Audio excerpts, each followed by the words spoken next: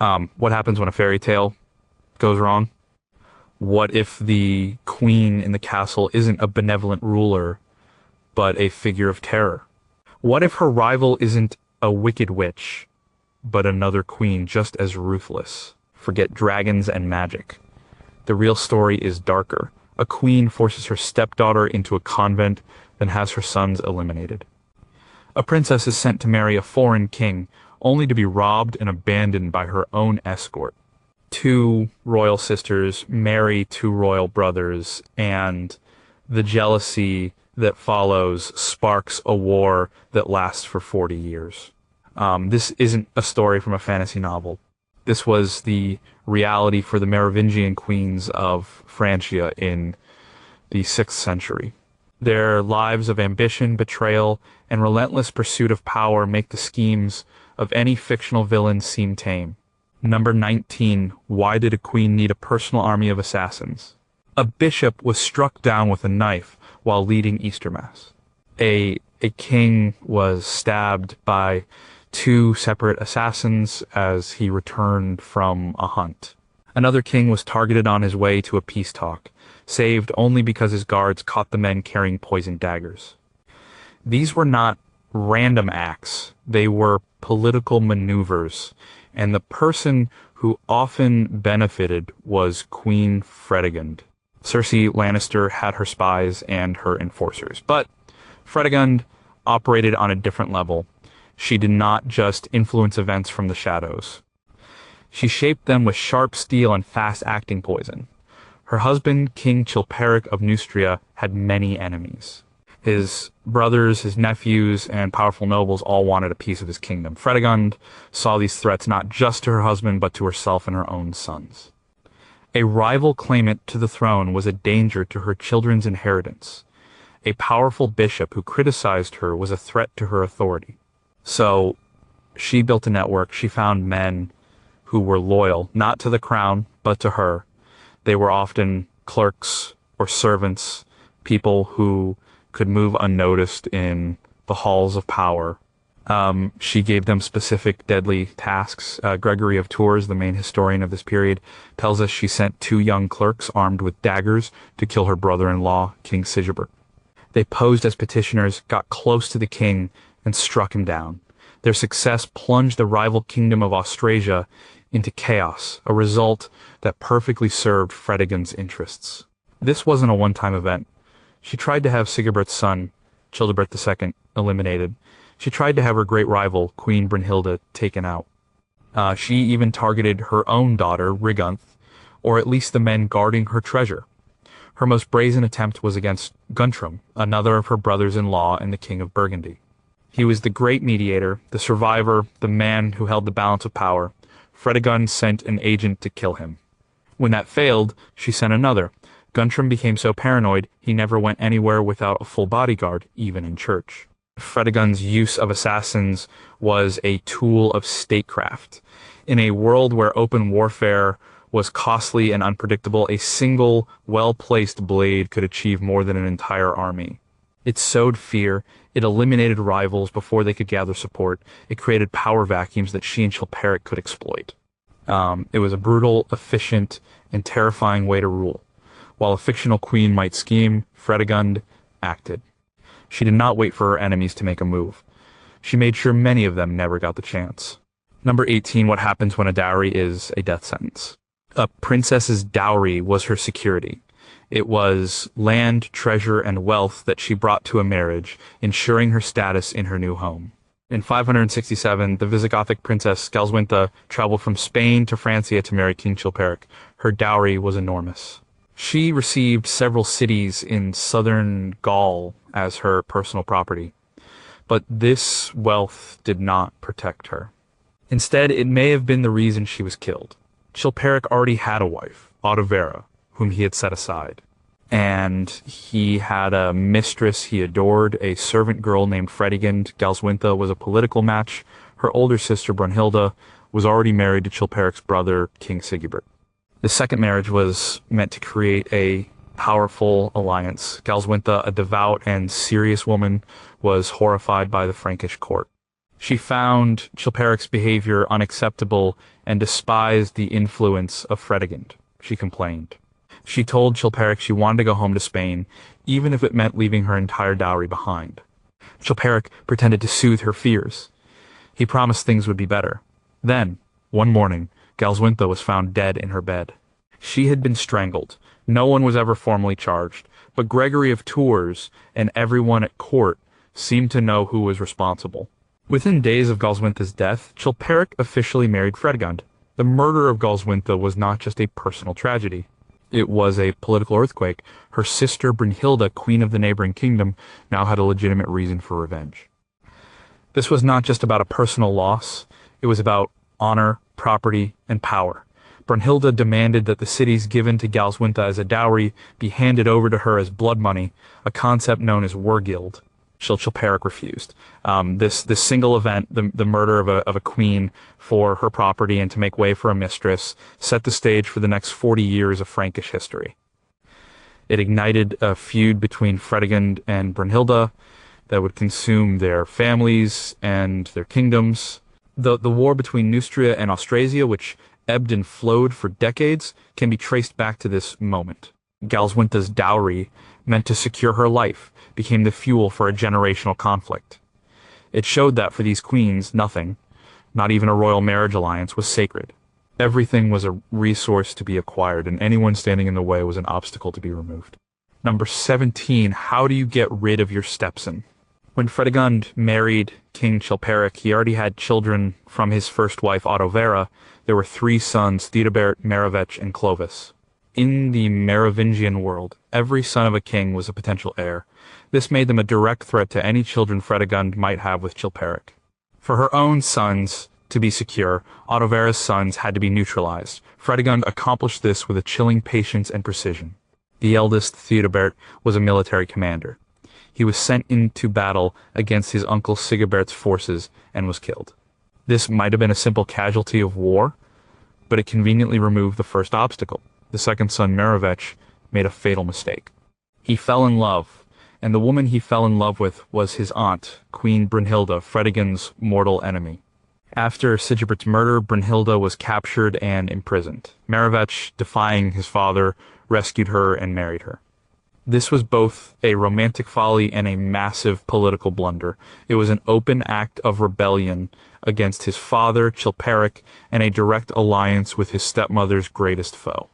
Fredegund used this to poison Chilperic's mind against his own son. Merovech was hunted down. Fearing capture and the torture that would follow, he asked his own servant to kill him. Another threat was gone. The last son, Clovis, remained. Fredegund waited for her moment. A dysentery epidemic swept through the kingdom, and Fredegund's own young sons with Chilperic fell ill and died. In grief, stricken and paranoid, Fredegund looked for someone to blame. She claimed that Clovis, along with his mother, the repudiated Autovera, were using witchcraft to kill her children so that Clovis could become king. She produced witnesses who, likely under duress, claimed to have seen them performing dark rituals. It was enough. Chilperic, perhaps manipulated by his wife, or perhaps willingly, had his last remaining son from his first marriage arrested. Clovis was killed. His mother, Autovera, was also disposed of, quietly put to death in a convent. In a few short years, Fredegund had systematically eliminated all of her husband's male heirs from his previous marriage. She did not do it all with her own hands. She used war, political intrigue, accusations of treason, and charges of witchcraft. She turned father against son. She cleared the board completely, ensuring that the next king would be her son, and her son alone. Cersei Lannister schemed to protect her children's claim, but Fredegund ensured there were no other claimants left alive to challenge them. Number 16, can you blame a witch for all your problems? In the 6th century, faith was everything, but so was superstition. People believed in miracles, and they also believed in curses. For a ruthless political operator like Fredegund, an accusation of witchcraft was a powerful weapon. It was impossible to disprove and carried an automatic death sentence. It was the perfect tool for eliminating enemies who could not be reached by a dagger. When her young sons died of disease, Fredegund did not accept it as a natural tragedy. She declared it was murder by sorcery. Her target was Mamolus, a powerful court official who had once been a favorite of the king. She claimed he was in league with a group of women from Paris who were casting spells against the royal family. The women were arrested and subjected to brutal interrogation. They confessed to all sorts of wild deeds, as people often do under such pressure. They were executed. Mamolus, however, was too powerful to be killed outright without more proof. But Fredegund was not finished. She used the accusation to ruin him. He was stripped of his titles and his wealth, his power broken. She turned her focus to her stepson, Clovis, and his mother, Otavera, as we've seen. The charge of witchcraft was what sealed their fate. It was a story the king, in his grief, was willing to believe. It transformed a political rival into a malevolent, supernatural threat. Fredegund used this tactic more than once. She accused the Bishop Praetextatus, a man who had officiated the marriage of her runaway stepson Merovingian and her rival Brunhilde, of plotting against the king. When that wasn't enough to get him condemned by a council of other bishops, she later had him assassinated. But the initial charge was one of treason, wrapped in the language of conspiracy and dark dealings. This was a kind of psychological warfare. By accusing someone of witchcraft, Fredegund was not just attacking them physically, she was destroying their reputation and turning public opinion against them. She was painting them as enemies of God and the natural order. In a deeply religious and superstitious society, it was a devastatingly effective strategy. It allowed her to remove threats without leaving her fingerprints on the weapon. An assassin's blade could be traced back to its source, but who could argue with a charge of witchcraft, especially when the queen herself was the grieving victim? It was a masterful manipulation of public fear for personal gain. Number 15, is it betrayal if it's your own daughter? A princess's wedding procession should be a moment of triumph. For Rhygund, the only daughter of Chilperic and Fredegund, it was a disaster from start to finish, and it seems her own mother may have set her up to fail. In 584, a marriage was arranged for Rhygund with the Visigothic prince Reccared in Spain. This was a hugely important alliance meant to bring peace between the Franks and Visigoths. Fredegund and Chilperic assembled a magnificent treasure to serve as her dowry. Gregory of Tours describes it in detail. It was an immense collection of gold, silver, and precious garments, so much that it filled 50 wagons. The entire court contributed gifts. Fredegund herself, Gregory notes with suspicion, added a huge amount of wealth, claiming it came from her own property. A large escort of nobles and soldiers was assembled to take the princess and her treasure south. The journey was cursed from the start. As the convoy moved through Frankish territory, the soldiers of the escort began to loot the treasure wagons. They deserted in droves, taking whatever they could carry with them. Nobles in her party argued and fought. By the time Rhygund reached Toulouse, her father, King Chilperic, was assassinated back in Neustria. The moment the news of the king's death arrived, everything fell apart. The noble in charge of the escort, Duke Desiderius, seized the remainder of the treasure for himself. He left Princess Rhygund stranded, her dowry gone, her father dead, her marriage prospects in ruins. She was held in Toulouse under guard, a princess reduced to a prisoner. Why did this happen? It is possible that Fredegund never intended for the marriage to succeed. With Chilperic dead, Fredegund was in a precarious position. She needed to secure the throne for her infant son, Clothar II. She needed money and loyal nobles. The vast treasure sent with Rhygund was now outside her control. But if the escort was designed to fail, if men loyal to her were instructed to seize the treasure upon news of the king's death, then the whole affair looks different. It looks like a calculated move to keep the kingdom's wealth within her reach during a moment of crisis. Rhygund eventually made her way back to her mother's court, not as a proud Visigothic queen, but as a humiliated and impoverished princess. Gregory of Tours recounts a bitter relationship between them, with Fredegund often belittling her daughter. In one chilling episode, he describes Fredegund tricking Rhygund into looking into a large treasure chest, then trying to slam the heavy lid down on her neck. The servants had to intervene to save the princess. Whether this story is true or exaggerated, it reflects the perception of a queen for whom even her own child was a pawn, and a potentially disposable one at that. Number 14, who profits when a bishop is murdered in his own cathedral? Bishop Praetextatus of Rouen was a brave man, or perhaps a foolish one. He openly defied Queen Fredegund. He had presided over the wedding of her stepson Merovingian to her enemy Brunhilde, an act of political defiance. He had also been a vocal critic of the queen. Fredegund saw him as a threat and worked to remove him. First, she had him put on trial before a synod of bishops in 577. She and Chilperic accused him of treason, of plotting with their enemies, and misusing church funds. The other bishops were reluctant to condemn one of their own. Praetextatus defended himself skillfully. But under immense pressure from the king and queen, the bishops eventually caved. They sentenced Praetextatus to exile.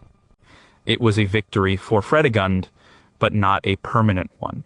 Years later, after King Chilperic's death, his brother King Guntram restored Praetextatus to his position as Bishop of Rouen. Fredegund, now acting as regent for her young son Clothar II, was furious. Praetextatus was back in a position of power and right on her doorstep. He did not soften his stance. He continued to preach against her, accusing her of all manner of sins from the pulpit. Fredegund tried to bribe him. She sent him gifts, promising him her friendship if he would just be quiet. He refused. He told her messengers that he would always speak the truth. He was, in effect, signing his own death warrant. On Easter Sunday in 586, while he was officiating the service in his own cathedral, an assassin crept up behind him and stabbed him. The bishop, bleeding heavily, was carried to his chambers. Fredegund, in a display of false concern, came to visit him. She offered the services of her own physicians, which he wisely refused. He openly accused her of being behind the attack before he died. The murder of a bishop in his own church during the most important service of the Christian year was a shocking act of sacrilege. It horrified the other Frankish kings and nobles. An investigation was launched by King Guntram. The assassin was found. Under questioning, he confessed that he had been hired by Fredegund. He named the court officials who had paid him and given him the dagger. Before he could provide more details, he was killed by Fredegund's agents. The case was officially closed, but everyone knew who was responsible. It demonstrated that for Fredegund, there were no limits. No person was too high-ranking, and no place was too sacred to be safe from her wrath. Number 13, how do you survive when your world is shattered? In 575, Queen Brunhilde's life fell apart. Her husband, King Sigebert of Austrasia, was at the peak of his power. He had completely outmaneuvered his brother Chilperic, and was on the verge of conquering the rival kingdom of Neustria. He was being hailed as the new king by Chilperic's own nobles, and then at the very moment of his triumph, he was struck down by assassins sent by Fredegund. In an instant, Brunhilde went from being the wife of the most powerful king in Francia to a captured widow. Her enemy, Fredegund, had her imprisoned in Rouen. Her young son, the 5-year-old Childebert II, was now the king of Austrasia, but he had to be smuggled out of Paris by a loyal duke to secure his safety. Brunhilde was alone, a prisoner in her enemy's territory. For most queens in her position, this would have been the end.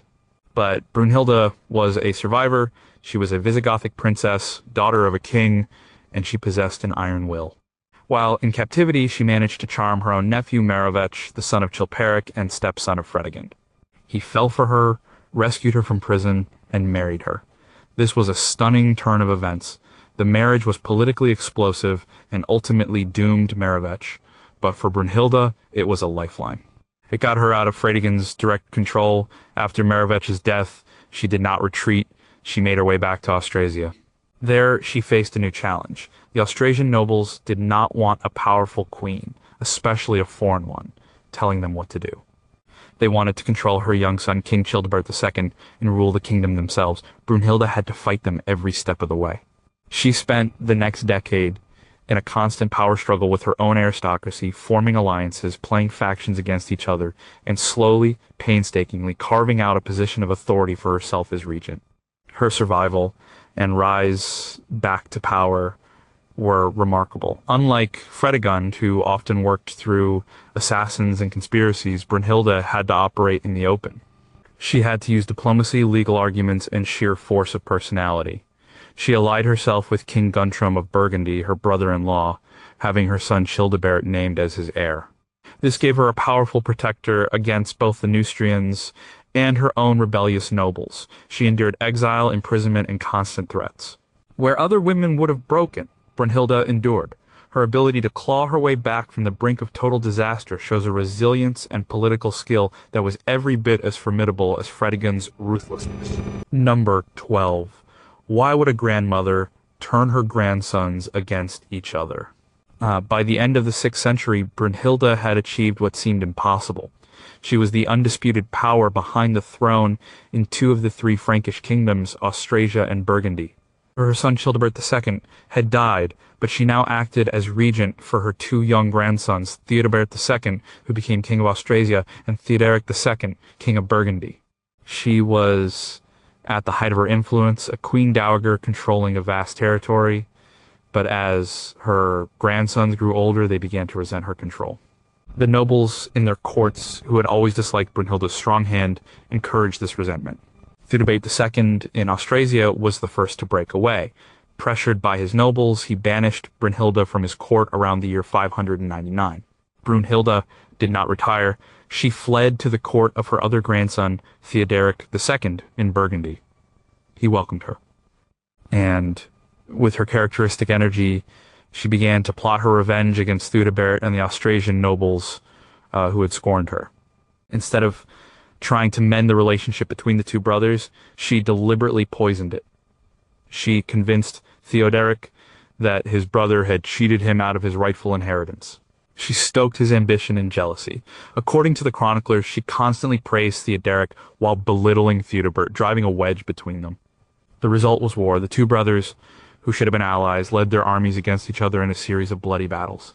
For a time, Theoderic, guided by Brunhilde, was successful. He defeated his brother's armies, but the conflict was draining the resources of both kingdoms and strengthening their enemies. Eventually, the brothers made a temporary peace, but the damage was done. The trust was broken. Brunhilde's influence over Theoderic remained paramount. Years later, the conflict flared up again. Theoderic, again likely urged on by Brunhilde, launched a final decisive campaign against his brother Theudebert. He captured him and his sons. Theudebert was tonsured, his long Merovingian hair, the symbol of his royalty, was shorn, and he was sent to a monastery. He was killed shortly after. His young son was also eliminated. Theoderic, now sole ruler of both kingdoms, had killed his own brother to unite their lands. This was Brunhilde's victory. She had used one grandson to destroy the other. Cersei Lannister fought for her children. Brunhilde, in her old age, seemed to be fighting only for her own power, and she was willing to sacrifice her own family on the altar of her ambition. The image of a grandmother encouraging fratricide is one of the darkest from this entire period. Here, number 11, what does it take to rule as a woman in a man's world? The Merovingian world was a warrior society. Power belonged to men who could lead armies. Kings were expected to be on horseback at the head of their troops. Women, even queens, were largely confined to the domestic sphere. Their influence was supposed to be indirect, exercised through their husbands and sons. Fredegund and Brunhilde shattered this expectation. They refused to be sidelined. They ruled. Fredegund's power was initially based on her influence over her husband Chilperic. But after his assassination in 584, she was left exposed. Her son and heir, Clothar II, was only a few months old. The kingdom of Neustria was on the verge of collapse. The nobles were rebellious and her enemies were closing in. Fredegund acted decisively. She took her son and the royal treasure and sought sanctuary in the Cathedral of Paris. From there, she negotiated. She sent out feelers to King Guntram of Burgundy, her old enemy, and offered to let him act as protector and regent for her son. It was a humiliating move, but it was also brilliant. It placed her and her son under the protection of the most powerful king in Francia, shielding them from the Austrasians and their own disloyal subjects. She gave up some power in the short term to ensure her son's long-term survival. Once the situation stabilized, she slowly reasserted her control, ruling Neustria as regent for years. Brunhilde's path was even more difficult. As a foreign princess in Austrasia, she was always an outsider. After her husband Sigebert's death, she had to fight for the right to be regent for her son Childebert II. The Frankish nobles saw her as an obstacle. They wanted to rule through a weak child king, not take orders from a strong-willed woman. She outmaneuvered them time and again. She was an accomplished administrator. She corresponded with the Pope in Rome. She ordered the repair of old Roman roads and fortifications. She tried to reform the kingdom's tax system to make it more efficient and fill the royal coffers. This last move was particularly unpopular with the landed aristocracy, who did not want to pay their fair share. Their opposition to her was not just because she was a woman, but because she was an effective ruler who threatened their power and privileges. Both women used the tools available to them. Fredegund used fear, conspiracy, and assassination. Brunhilde used diplomacy, law, and administrative reform. Both acted as regents for their sons and then their grandsons, holding on to power for decades. They commanded loyalty, made treaties, and directed policy. They were not just queen consorts. They were rulers in their own right in a system that was designed to prevent exactly that. Their reigns demonstrate the extraordinary political skill and sheer determination required for a woman to wield real power in the early medieval world. Number 10, can a royal treasure train start a war? A treasure was not just wealth in the Merovingian age, it was power. Gold and silver could buy loyalty, pay soldiers, and impress rivals. The story of Princess Raigund's disastrous journey to Spain was not just a personal tragedy, it was a major political incident, and its fallout nearly led to another war. When Duke Desiderius seized Raigund's treasure in Toulouse after hearing of King Chilperic's death, he did not just steal from a princess. He stole state property. This treasure had been assembled from the royal treasury and from gifts given by all the powerful nobles of Neustria. Its loss was a huge blow to Queen Fredegund, who desperately needed those resources to secure her position as regent. The situation was complicated. Toulouse was in a region under the influence of King Guntram of Burgundy. Desiderius the Duke, who took the treasure, was allied with a pretender to the throne named Gundovald, who was challenging Guntram's authority.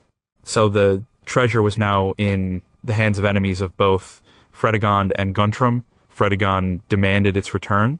Guntram, who was now acting as the protector of Fredegund's young son, Chlothar II, also wanted the treasure back.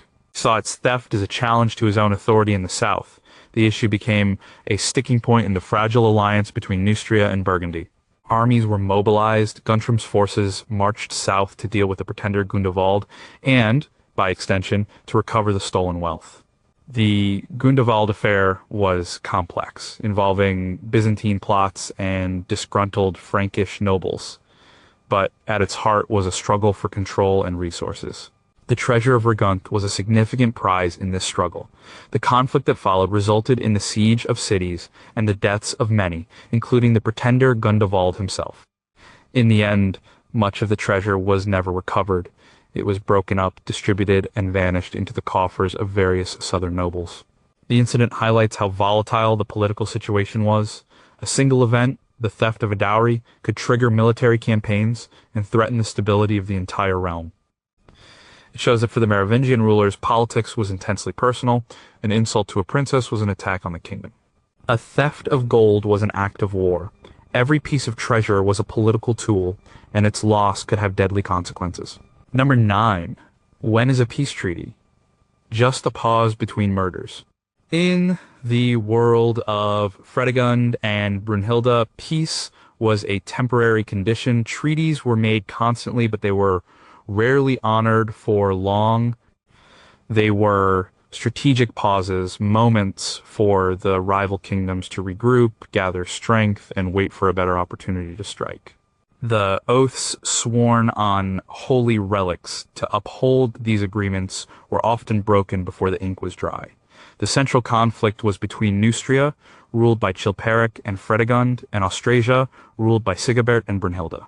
After Sigebert's murder, the conflict continued between his son Childebert II, guided by Brunhilde, and his uncles Chilperic and Guntram. The kings would meet promise to be brothers to one another and divide territories according to ancient Frankish law. Then almost immediately the plotting would resume. A prime example is the Treaty of Andelot, signed in 587. This was a major agreement between King Guntram of Burgundy and the young King Childebert II of Austrasia. On the surface, it was a pact of eternal friendship. Guntram, who was childless, formally adopted Childebert as his heir. They agreed on the exact borders of their kingdoms and promised to act as allies against all enemies. They also made a pact that if one of them died, the other would inherit his kingdom, thus ensuring the lands would not be broken up.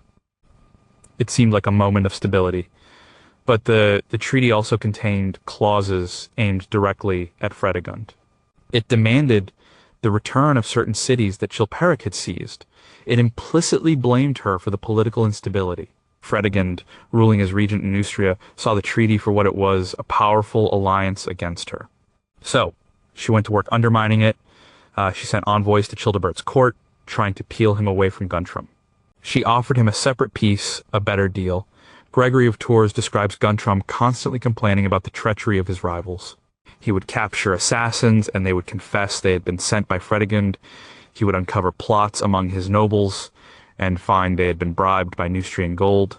The peace established by the Treaty of Andelot held, but only barely, and only as long as Guntram was alive and strong. The moment he died, the old rivalries flared up again. The fundamental distrust between the courts was too deep. A treaty was just words on parchment.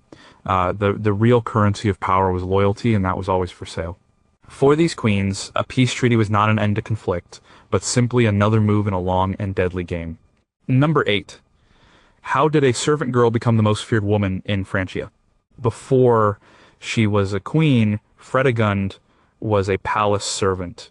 She worked in the household of King Chilperic's first wife, Queen Ottovera. This was the most remarkable thing about her. In the rigidly hierarchical world of the 6th century, social mobility on this scale was almost unheard of. Brunhilde was a princess born to rule. Fredegund came from nothing. This background may explain a great deal about her character. She did not have the legitimacy of high birth. She did not have a powerful foreign family to support her. All the power she acquired, she took for herself. Her primary weapon was her relationship with King Chilperic. She captivated him completely. She persuaded him to set aside his noble-born wife, Ottovera. According to one story, she tricked Ottovera into acting as godmother to her own child, which, by church law, created a spiritual relationship that made her marriage to Chilperic invalid. It was a clever, devious move. After Ottovera was sent to a convent, Chilperic made a political marriage to the Visigothic Princess Galswintha. But he could not give up Fredegund. His infatuation was so strong that, as we have seen, Galswintha was murdered to make way for the former servant girl to become queen. This origin story made Fredegund perpetually insecure. The Frankish nobility likely looked down on her. Her rival, Queen Brunhilde, certainly saw her as a low-born usurper. This constant need to prove herself, to secure her position and that of her children, may have fueled her extreme ruthlessness. She had no safety net. If she and Chilperic fell from power, she had nowhere to go. Her story is a testament to her intelligence, ambition, and utter lack of scruples. She understood the levers of power at the Merovingian court better than anyone. She knew the king's weaknesses. She knew which nobles were greedy, which were ambitious, and which could be bought. She used her beauty and charm to win the king, and she used poison, daggers, and false accusations to destroy anyone who stood in her way.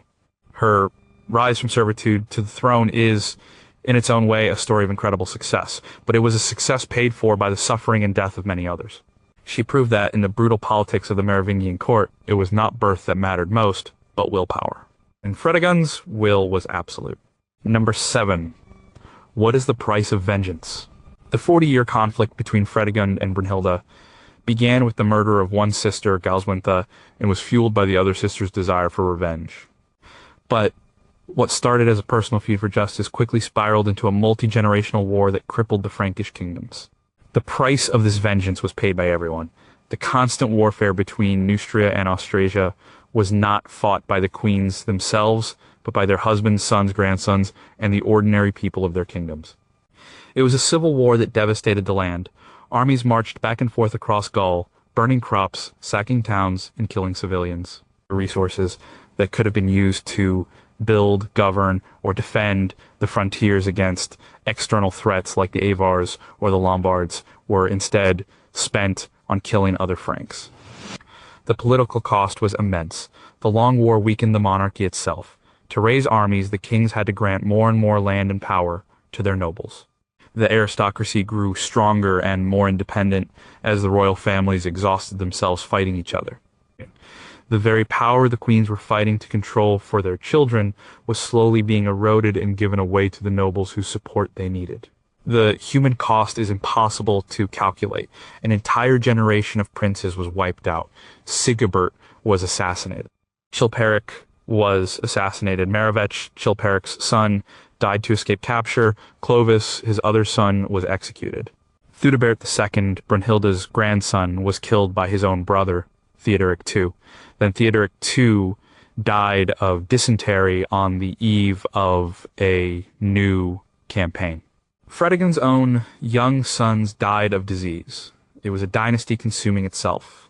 The feud outlived Fredegund, who died in her bed in 597, having successfully secured the throne for her son, Clothar II. But Brunhilde lived on, and the hatred between the two branches of the family continued. The final act of this long and bloody drama would be paid for by Brunhilde herself. The vengeance she sought for her sister ultimately led to her own destruction and the unification of the kingdoms under the son of her greatest enemy. The price of a 40-year vendetta was the end of her own line and the victory of her rivals. Number 6. Can you trust your own nobles? For Merovingian queens like Fredegund and Brunhilde, the king wasn't the only man they had to manage. The Frankish aristocracy, the dukes, counts, and bishops, were a constant source of trouble. These powerful men were fiercely independent. Their loyalty was conditional, always shifting to whoever could offer them the most land, wealth, or power. For a queen regent, ruling on behalf of a young son, managing these men was a full-time job. Brunhilde's long reign was a continuous battle against her own nobles. The Austrasian aristocracy resented her. She was a woman, she was a foreigner, and she was an effective administrator who tried to centralize power and reform taxes. All of this threatened their traditional privileges. They plotted against her constantly. They tried to exclude her from the royal council. They encouraged her son and then her grandsons to defy her. Notable figures like Duke Rausching and Duke Ursio were thorns in her side for years. They saw the kingdom not as a state to be governed, but as a collection of territories to be exploited.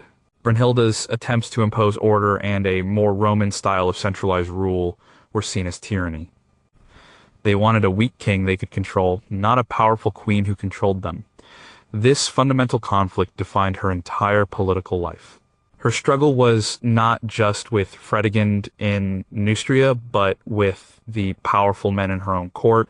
Fredegund faced similar problems, especially after Chilperic's death. The Neustrian nobles saw a boy king and a widowed queen as an opportunity to increase their own power. Several of them immediately began plotting with the rival king, Childebert II of Austrasia, offering to hand over the kingdom.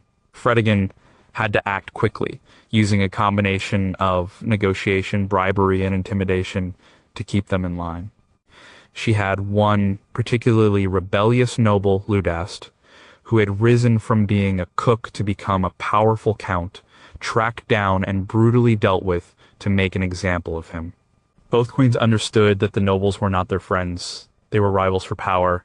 They had to be carefully managed, played off against one another, rewarded when loyal, and ruthlessly crushed when they rebelled. A queen who could not control her aristocracy would not remain a queen for long. This constant internal struggle was just as dangerous as the open wars between the kingdoms. A disloyal duke could do as much damage as an enemy army. Number 5. How did a queen become a fiscal reformer? While Fredegund's power often came from the point of a sword, Brunhilde's came from her mind. She was more than just a schemer, she was a builder and an administrator. Her long career in Austrasia and Burgundy was marked by a consistent effort to strengthen the monarchy and govern effectively, often drawing on the traditions of her Visigothic homeland and the memory of the Roman Empire. One of her most significant and most controversial policies was fiscal reform. The Merovingian tax system was chaotic and inefficient. It was based on old Roman registers that were hopelessly out of date. Much of the wealth of the kingdom, especially the vast estates of the landowning nobility and the church, was untaxed. The kings were constantly short of money, which limited their power. Brunhilde tried to fix this. She ordered the creation of new tax registers. She wanted to conduct a census and assess property values so that taxes could be levied fairly and comprehensively. This was a rational, modernizing move, but to the Frankish nobles and bishops, it was an outrageous attack on their rights. They saw it as a greedy power grab by a foreign queen. They had grown accustomed to their exemptions and their independence. The idea of royal officials coming to their estates, counting their assets, and presenting them with a tax bill was intolerable.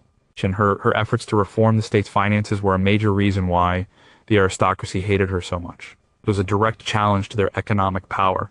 Their resistance was fierce. They obstructed her officials, complained to the king, and used the issue to portray her as a tyrant. Beyond taxes, Brunhilde also invested in infrastructure.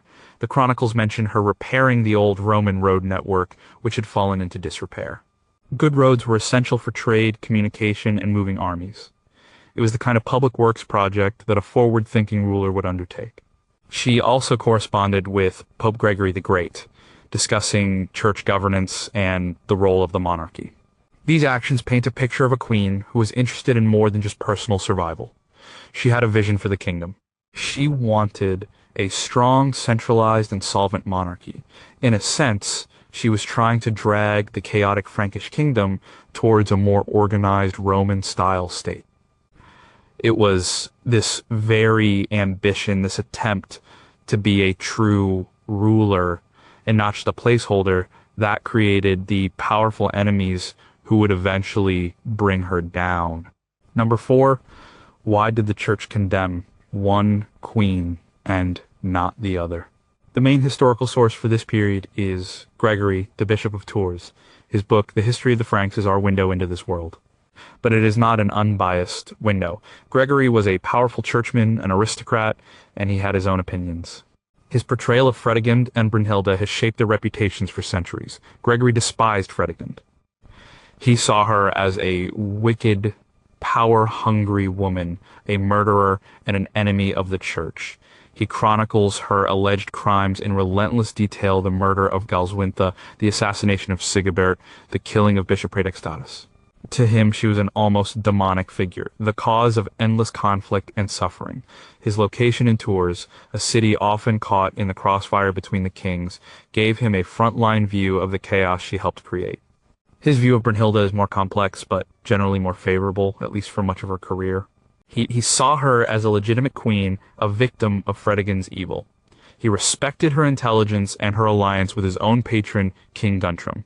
He doesn't ignore her faults, but he often frames her actions as necessary responses to the provocations of her enemies. However, a later chronicler, writing the Chronicle of Fredegar several decades later, gives a very different picture. By the time Fredegar was writing, Brunhilde had been defeated and executed. The historical narrative had shifted. Fredegar portrays Brunhilde as the ultimate villain. He accuses her of being responsible for the deaths of 10 kings of the Franks, a wild exaggeration. He paints her as a cruel, arrogant tyrant whose downfall was a just punishment from God. Fredegund, in this later version, is treated more neutrally. Why the difference? Politics. Gregory wrote when Brunhilde and her allies were powerful. Fredegar wrote after her son's line had been extinguished and Fredegund's son, Clothar II, had united the kingdoms. The new ruling dynasty needed a history that legitimized their power, and that meant villainizing the queen their founder had defeated. The church's view was not monolithic. While Brunhilde battled with many Frankish bishops over taxes and power, she was praised by Pope Gregory the Great in Rome for her piety and her efforts to reform the church in her lands. This shows that perceptions of these queens were often based on whose interests they were serving. Were they an ally or an enemy? Or were they a patron or a threat? The answer to that question often determined whether they were remembered as a saint or a sinner. Number 3, what leads to a kingdom tearing itself apart? The Merovingian kingdom was not a single unified state like modern France. It was a family possession. When A king died, the kingdom was divided equally among all his sons. This was the root of the problem. Instead of a single, stable line of succession, each generation created a new set of rivals. Brothers were not partners, they were competitors. When Clovis died in 511, his kingdom was split into 4 parts for his 4 sons. When one of them died without an heir, the other 3 fought over his territory. This pattern repeated itself over and over. The generation of Fredegund and Brunhilde saw the kingdom split between the 4 sons of Clothar, Aisharaber, Guntram, Sigebert, and Chilperic. The moment their father died, the squabbling began. This system of partible inheritance guaranteed civil war. The borders between the sub-kingdoms, Neustria, Austrasia, Burgundy, were constantly shifting. A city might belong to one king one year and his brother the next. This created instability and encouraged the kings to poach territory and nobles from each other. The personal rivalries of the queens, Fredegund and Brunhilde, poured fuel on this already raging fire. The feud over Galswintha's murder gave a personal, venomous edge to the structural political conflict. But the structure was the real issue. The kingdom was designed to tear itself apart every generation. Furthermore, the Frankish concept of kingship was weak. A king's power depended on his personal charisma, his military success, and his ability to reward his followers with land and treasure. There was no strong sense of a state or a public good. Politics was personal. A slight against the king was a reason for war. The ambition of a powerful duke could threaten to split the kingdom. When you combine a system that creates multiple rival kings in every generation with a political culture based on personal loyalty and military might, you get the Merovingian era. It was a perfect storm of political instability. The queens did not create this system, but they were masters at exploiting it. They used the inherent rivalries to their advantage, making and breaking alliances, turning brother against brother, and uncle against nephew, all in a desperate game to ensure that their own branch of the family came out on top. Number 2, how does a 40-year reign of terror end? By the year 613, Queen Brunhilde was an old woman, probably in her 70s. She had outlived all her enemies, including Fredegund. She had outlived her husband, her son, and her grandsons. After the death of her grandson Theoderic II, she tried to rule once more as regent for her great-grandson, the young Sigebert II. But she had made too many enemies over too many years. The end came for her, and it was brutal. The aristocracy of Austrasia and Burgundy, whom she had fought to control for decades, had finally had enough.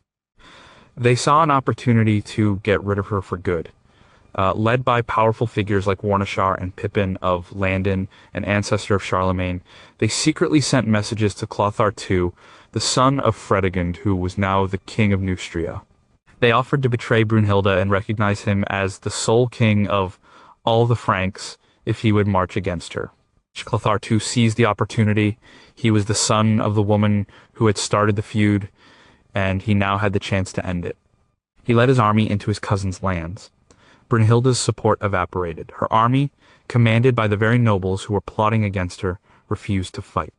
She was captured along with her 4 young great-grandsons. Clothar II, Fredegund's son, now had total victory. He had the heirs of the rival line in his hands. He had the young Sigebert II and his 3 brothers put to death. The line of his uncle Sigebert and Brunhilde was extinguished. Then he turned his attention to the old queen. According to the Chronicle of Fredegar, he accused her of being responsible for the death of 10 Frankish kings. He subjected her to 3 days of torment. Finally, she was tied by her hair, one arm and one leg to the tail of a wild horse. The horse was set loose, and the queen who had ruled for nearly half a century was torn apart. It was a horrific end, a death designed to be the ultimate humiliation. It was a public spectacle meant to erase her legacy and serve as a warning to any who might defy the new, unified monarchy. With her death, the long war was finally over. The feud that had begun with the murder of her sister was finished with her own. The kingdom was united, but it was united under the son of her greatest enemy.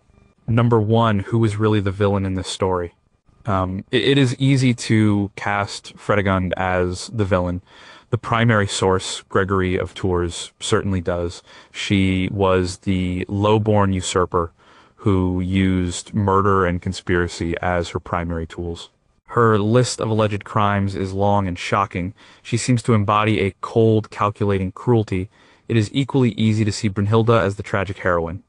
She was the noble princess wronged by the murder of her sister, who fought for justice and for her son's inheritance. She was a skilled administrator, a patron of the church, a woman who ruled with intelligence and vision. But the real story is more complicated. Brunhilde, especially in her later years, was just as ruthless as her rival. She incited a war between her own grandsons, leading to the death of one of them. She clung to power with a tenacity that alienated the nobility and led to her own brutal downfall. Her hands were not clean. Perhaps neither woman was the villain. Perhaps the villain was the system they were forced to operate in. The Merovingian world was one of constant low-level warfare where power was fleeting and life was cheap. The practice of dividing the kingdom created a permanent state of civil war. In this environment, a ruler had to be ruthless to survive. To be soft was to be destroyed. Fredegund used the tools of the shadows because she started with no power of her own. She had no royal blood, no family alliances. Conspiracy and assassination were the weapons of the weak. Brunhilde used the tools of the state law, taxes, diplomacy because she was born to that world. But when those tools failed, she was not above resorting to war and betrayal. Both queens fought for the same thing, to secure power for themselves and their children in a chaotic and violent world. They were trapped in a brutal cycle of revenge and ambition, a cycle started long before them and fueled by the very structure of their society. They did monstrous things, but they were products of a monstrous time. Their story is not a simple tale of good versus evil. It is a story about power, survival, and the terrible things people are capable of when both are on the line. Cersei Lannister schemed in a world of fantasy. Fredegund and Brunhilde did it in the real one, and the consequences were written in the blood of a dynasty.